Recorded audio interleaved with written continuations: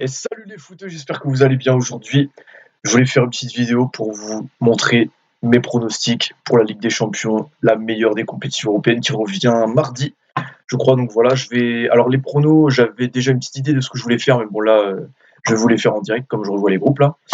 Donc regardons les groupes. Alors pour le groupe A, donc Bayern, Atlético, Salzbourg, Lokomotiv Moscou. Bon, alors déjà, logiquement, on peut mettre en fait, le classement comme il est là, c'est-à-dire, Bayern, logiquement premier vu qu'ils sont champions en titre et puis vu qu'ils sont, voilà, ils sont super chauds en ce moment avec les joueurs comme, Lewandowski, Gnabry, tout ça, voilà, ils sont pas prêts de s'arrêter, dans leur, «forme» entre guillemets donc du coup, ouais, Bayern premier clairement. En vrai, le classement comme il est, c'est nickel. L'Atlético deuxième, voilà, qui va un peu souffrir contre le Bayern, mais je pense que contre Salzbourg et le Lokomotiv, sachant qu'ils sont déjà affrontés en plus en poule l'année dernière, ça devrait aller sans problème. Salzbourg, ils peuvent créer la surprise, hein. Ils peuvent créer la surprise. Parce que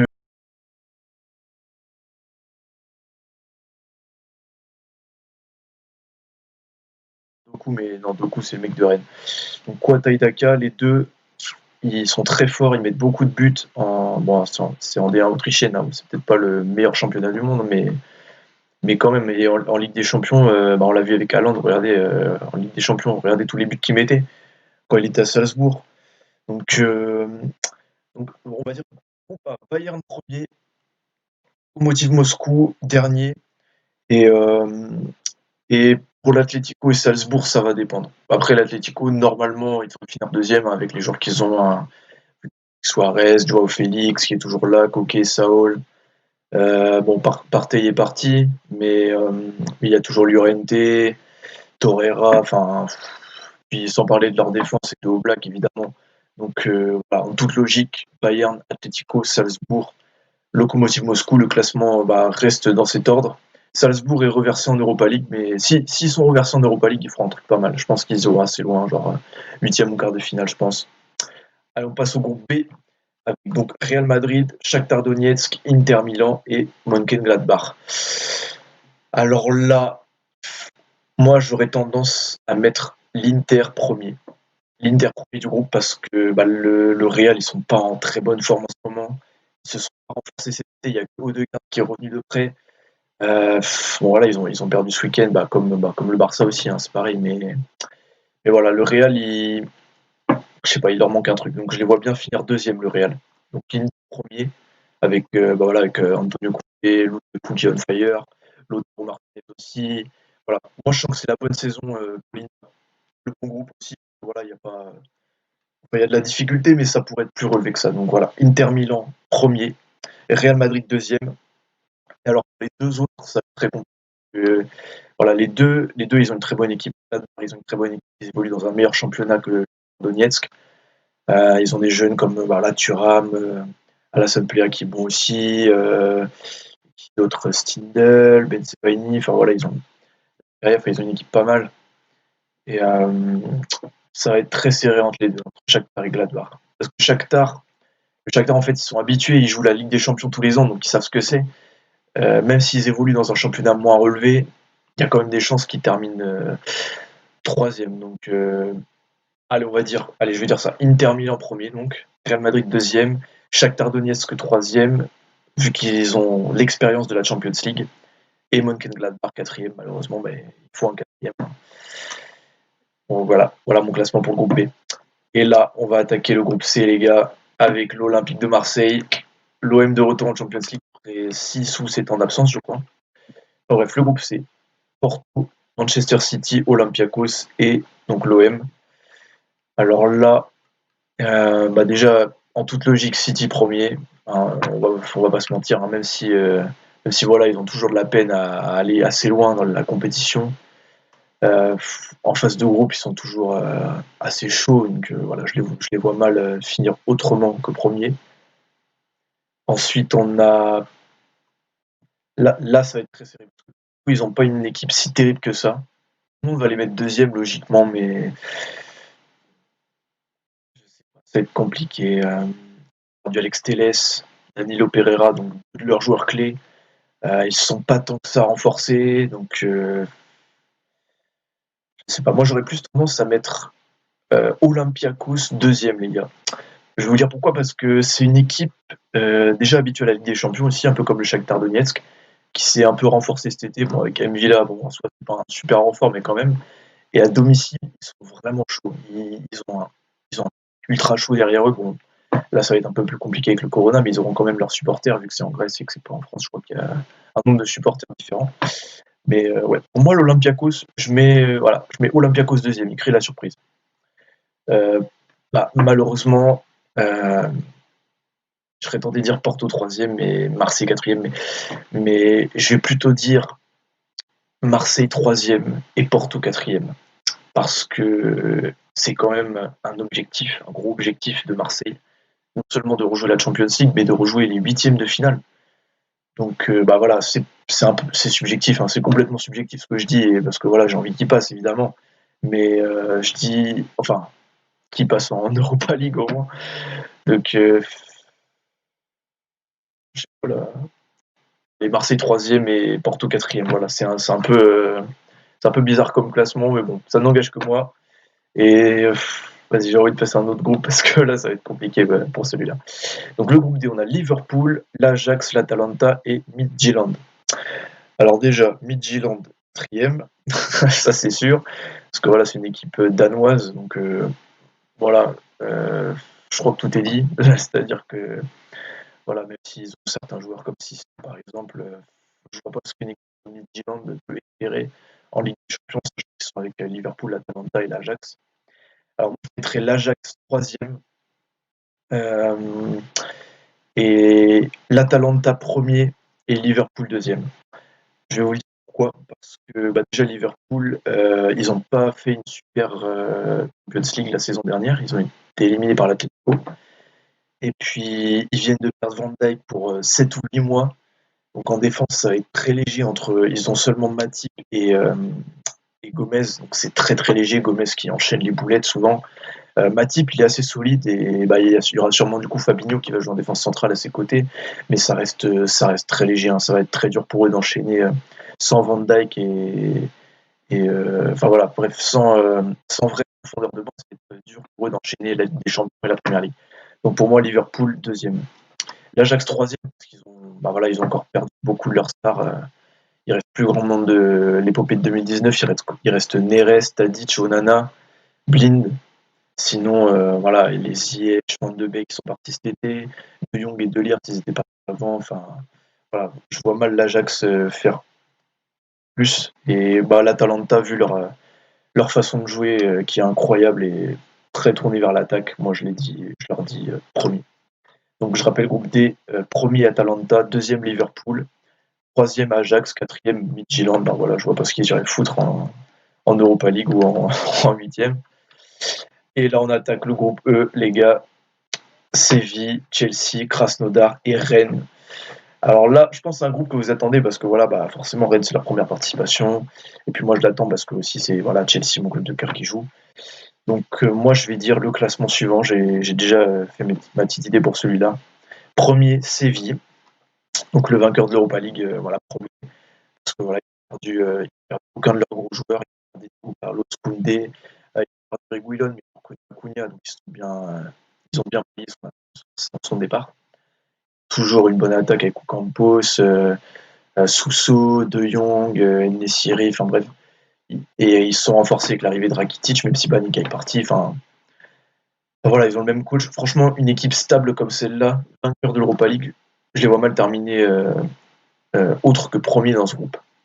Et je vais vous dire pourquoi, selon moi, Chelsea va terminer deuxième. C'est parce que, voilà, même malgré le recrutement qu'ils ont fait de dingue, moi j'étais trop content. Les Werner, Havertz, Silva, Ziyech, Chilwell et j'en passe. J'étais super content de ce recrutement. Le problème, c'est que euh, le, le temps que ça se mette en place, va falloir un peu de temps et je les vois bien terminer deuxième. Et enfin voilà, le temps qu'ils apprennent bien à jouer ensemble, les Havertz, Werner, même s'ils se connaissent, Ziyech, le temps qu'il s'intègre au groupe, parce qu'il n'a pas encore joué pour l'instant. S'il a joué le dernier match de Première Ligue, mais à part ça, il a été blessé. La défense, qui est notre gros point noir, même si on s'est renforcé avec Chilwell sur le côté gauche, qui fait beaucoup de bien. Aspilicueta et James côté droit, donc tranquille. On a quand même, du coup, on a Thiago Silva, mais lui, c'est un peu aléatoire, mais bon. Il a l'expérience des grands matchs de Champions League, donc logiquement, il devrait être un gros apport à ce côté-là, mais de ce côté-là. Mais après, Zouma, qui est assez aléatoire, il a fait un putain de match contre, c'était contre Crystal Palace, je crois qu'on avait gagné 4-0, mais par contre, il a été nul contre Southampton. Kepa, je vais pas en parler, Kepa, c'est une catastrophe, hein, je sais pas quoi dire d'autre. Et comme Mendy est blessé, voilà, ça va être Kepa dans les buts. Et même si c'est pas Kepa, ça va être Bayeru, ça va être encore pire. Mendy revient de sa blessure, enfin voilà. Donc toutes ces raisons font que je vois Chelsea deuxième. Et je vois bien Rennes finir troisième. C'est la première participation en Ligue des Champions. Je pense qu'ils vont être reversés en Europa League parce que voilà, c'est leur première participation. Ils n'ont pas l'expérience de la Ligue des Champions, contrairement à des clubs comme voilà, Séville et Chelsea. Même s'ils se sont bien renforcés, enfin, avec Rougani, d'Albert, ils ont essayé de prendre des joueurs qui ont l'expérience de la Champions League. Mais je les vois mal, ouais, je les vois mal faire un autre classement. Je les vois mal passer devant Chelsea et Séville au classement. Pour moi, c'est pas possible. Krasnodar quatrième parce que voilà, ils évoluent. Enfin, voilà, c'est le championnat russe, c'est un championnat moins relevé que la Ligue 1. On peut pas en dire autant de beaucoup de championnats, mais là, je peux le dire quand même. Mais voilà, Krasnodar quatrième. Pour être honnête, je connais pas trop leurs joueurs. Je sais qu'ils ont voilà Kabela. À part ça, je sais pas du tout qui ils ont. Je sais que voilà, ils ont plus Molov. Enfin voilà, ils ont plus Azmoun. Enfin bref. Pour moi, Krasnodar c'est quatrième, c'est sûr. Ensuite, le groupe F. On dirait plutôt un groupe d'Europa League, le groupe F, avec le Zénith Saint-Pétersbourg, Dortmund, la Lazio et le Cercle Bruges. Alors logiquement c'est Dortmund premier, hein, on va pas se mentir, avec les Haaland, voilà, qui a complètement explosé la saison dernière et qui va vouloir confirmer, qui va vouloir faire encore mieux qu'avant vu la mentalité qu'il a. Donc voilà, entre lui, les Sancho, Reus, Reina, Bellingham, Hazard, Brandt, sans parler des défenseurs, Meuls, je passe Zagadou, Akanji, ils ont un bon gardien, Burki, enfin bref, ils ont l'expérience de la Champions League, enfin ils ont toutes les cartes en main pour finir premier de ce groupe, ça c'est sûr et certain. Donc voilà, Dortmund premier, comment dire, indiscutable. Voilà, c'est le mot que je vais chercher, indiscutable, premier Dortmund. Je serais tenté de dire la Lazio en deuxième, mais ils sont assez irréguliers cette saison. Voilà, ils ont quand même perdu 3-0 contre la Sampdoria hier. Donc voilà. À voir s'ils seront réguliers, mais voilà, s'ils ont un immobilier au top de leur forme, les joueurs comme Luis Alberto, Milinkovic Savic, Strakosha, Luis Felipe, tout ça. Voilà, normalement, en toute logique, ils finissent deuxième. Et moi, je dirais Cercle Bruges dernier et Zénith Saint-Pétersbourg troisième. Parce que le Zénith, ils ont quand même une belle équipe. Voire même, ils pourraient titiller la Lazio. Si la Lazio n'est pas en super forme, le Zénith pourrait peut-être choper la deuxième place. Parce qu'ils ont une équipe pas mal. Hein. Ils ont chopé Lovren, l'ancien meilleur défenseur central du monde, que je peux pas saquer. Mais ils ont quand même Azmoun, qui est très bon. Djouba, je crois qu'il est encore là.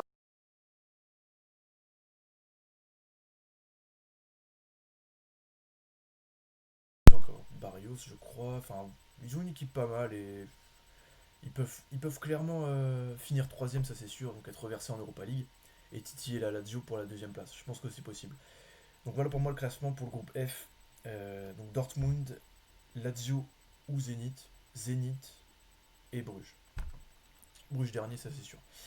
Et là, on attaque le groupe G, donc en théorie le groupe de la mort entre la Juventus, le Barça, le Dynamo Kiev et Ferencvaros. Donc déjà Ferencvaros dernier, ça c'est ça c'est sûr. En vrai, le classement comme il est me paraît tout ce qu'il y a de plus réaliste, à savoir la Juventus en premier, le Barça deuxième, Dynamo Kiev troisième et Ferencvaros quatrième. Pour moi, le classement doit rester tel quel. Voilà, la Juventus de Pirlo première, en toute logique, avec voilà, Cristiano, le beau jeu pratiqué par Pirlo, les joueurs comme voilà, Morata, Chiesa, Kulusevski, le jeune suédois, McKennie, Bentancur, Arthur, sans parler de leur défense avec Bonucci, Chiellini, De Ligt, même si je crois que De Ligt est encore blessé, je crois, mais bah voilà, il reviendra pour les matchs retour. Mais pour moi, logiquement, la Juventus est première, sachant que le Barça est encore dans la crise, hein. Même ils se sont débarrassés de certains de leurs joueurs, comme Suarez. Pourquoi ils ont viré Suarez pour que dalle, ça m'échappe totalement, sachant qu'ils ont mis Braithwaite numéro 9 et qu'ils n'ont pas recruté. Ils n'ont pas recruté de, je sais pas, Lautaro Martinez, Enfin voilà, ils n'ont pas recruté de vrais attaquants pour pallier le départ de Suarez. Et même s'ils ont repris Coutinho, il y aura l'explosion d'Ansu Fati, voilà, peut-être le retour de Dembélé, puis Messi qui est toujours là. Enfin, voilà, Barcelone, en toute logique, termine deuxième. Pour moi, ils peuvent pas viser plus haut, sauf si la Juventus, je sais pas, se chie en Ligue des Champions, tout simplement. Mais voilà, en toute logique, la Juve premier, Barça deuxième, Dynamo Kiev troisième et Ferencváros quatrième. Le temps que, euh, le temps que Koeman mette tout son système en place, tout son système de jeu en place avec des joueurs en forme comme voilà, Fati, Messi, tout ça. Enfin voilà, il va falloir du temps pour que ça se mette en place. Et voilà, pour moi, Barcelone deuxième. Et on attaque le dernier groupe, le groupe H, avec le PSG, Manchester United, Leipzig et l'Istanbul Basaksehir. C'est un groupe intéressant en vrai, parce que déjà on a Paris avec deux de ses anciens adversaires, Manchester United, qui l'avait éliminé de manière incroyable en 2019, et Leipzig, qu'ils ont affronté en quart de finale l'année dernière. Donc ouais, c'est un groupe vraiment intéressant. Donc moi, pour moi... oulala, alors ça c'est... Ah ouais, c'est un groupe intéressant parce que c'est un groupe vachement ouvert en fait. C'est voilà, tout est possible dans ce groupe. Alors, en toute logique, Basaksehir, il devrait terminer quatrième. Parce que voilà, même s'ils ont quelques bons joueurs, c'est surtout des anciens joueurs. Je pense à Adebayor, voilà, le mec il a 35 ans, qu'est-ce qu'il irait foutre en Ligue des Champions? Peut-être même qu'il a plus que 35 ans encore. Des mecs comme voilà, Crivelli, l'ancien attaquant de Caen, qu'est-ce qu'il va foutre en Ligue des Champions, sérieux? Donc, enfin, qu'est-ce qu'il va foutre comparé à des équipes comme voilà, Paris, Manchester United et Leipzig? Donc voilà, ça va être très compliqué pour eux. Donc voilà, Basaksehir quatrième, ça c'est sûr et certain. C'est la seule chose de certaine dans ce groupe pour moi. Après, alors, analysons les faits. Donc, Paris, ils ont perdu donc Thiago Silva, non, Marquinhos, n'importe quoi. Ils ont perdu Thiago Silva, Meunier, Cavani, et je crois que c'est tout. Qu'est-ce qu'ils ont perdu d'autre? Non, je crois que c'est bon. Par contre, ils ont plein de blessés et plein de suspendus. Et enfin voilà, c'est un bordel de ce côté-là. Après, voilà. Espérons pour eux que ce sera la saison d'Mbappé, la vraie saison de la révélation d'Mbappé, en Ligue des Champions, j'entends bien. Voilà, espérons qu'il va vraiment se montrer au niveau et devenir le joueur star, le vrai joueur star qu'attend Paris, pour vraiment épauler Neymar, parce que Neymar il peut pas tout faire tout seul. Et donc voilà, pour moi ça dépendra encore de leurs individualités, mais s'ils ont beaucoup de blessés, je sais pas, ils pourront pas espérer grand chose. Mais pour je vais dire quand même Paris premier. Je vais dire quand même, en fait le classement tel qu'il est, je vais quand même dire Paris premier, Manchester United deuxième, Leipzig troisième et Basaksehir quatrième. Parce que voilà, United ils sont quand même renforcés avec surtout l'arrivée de Fernandez l'hiver dernier, qui a été vraiment un déclic pour United, qui se sont relancés après un début de saison catastrophe. Ils se sont relancés, voilà, il a vraiment relancé United avec voilà, plein de buts, des passes décisives, le jeu qu'il apporte, enfin voilà, la qualité de passe, de frappe, la technique, la vision de jeu. Voilà. Après, ce serait con de ma part de juger de du classement d'une équipe euh, grâce à la performance de tel ou tel joueur. Mais voilà, globalement, United, je pense qu'ils seront, ouais, ils seront derrière Paris. Je pense, voilà. Leur défense est restée encore très perfectible. Voilà, les Maguire, Lindelof, bon, c'est c'est peut-être bien pour la première ligue et encore, mais pour la Champions League, ça va être autre chose, ça va être plus difficile. Euh, voilà, ils sont pas vraiment renforcés en attaque. Enfin, ils ont recruté Pellistri, Traoré pour jouer à droite, avec James et éventuellement Lingard ou Mata en concurrence, mais bon voilà, eux ils voulaient Sancho, et ils auraient eu Sancho, je les aurais mis premiers, mais là c'est pas le cas, donc voilà. Paris, sachant qu'ils sont terminés en finale la saison dernière, sachant qu'ils ont encore les Neymar, Di Maria, Mbappé, qui se sont plutôt bien renforcés avec voilà, Rafinha, Danilo Pereira.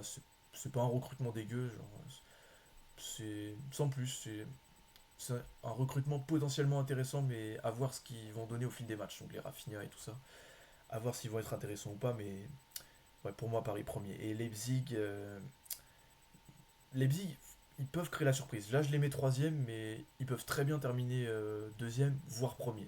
Parce que même s'ils ont perdu Werner, donc leur joueur star, ils ont quand même toujours les Olmo, Sabitzer, Nkunku, Forsberg et tout ça. Leur défense, sans parler voilà, des Upamecano, Konaté, Mukiele, Klosterman et tout ça. Et surtout, ils ont toujours leur entraîneur Nagelsmann, qui avait une philosophie de jeu incroyable. Et cette philosophie de jeu, elle peut largement bousculer, voire mettre à mal des clubs comme Manchester United et Paris. C'est pour ça que je dis que c'est un groupe très ouvert. Parce que même si là je mets Leipzig troisième, ils peuvent, voilà, grâce à leur jeu, leur façon de jouer, ils peuvent très bien terminer deuxième ou premier. Mais sur le papier, en attendant les matchs, parce que voilà, le football, si ça se jouait sur le papier, ce serait moins drôle. Hein. Évidemment qu'il y aura des imprévus, comme toujours.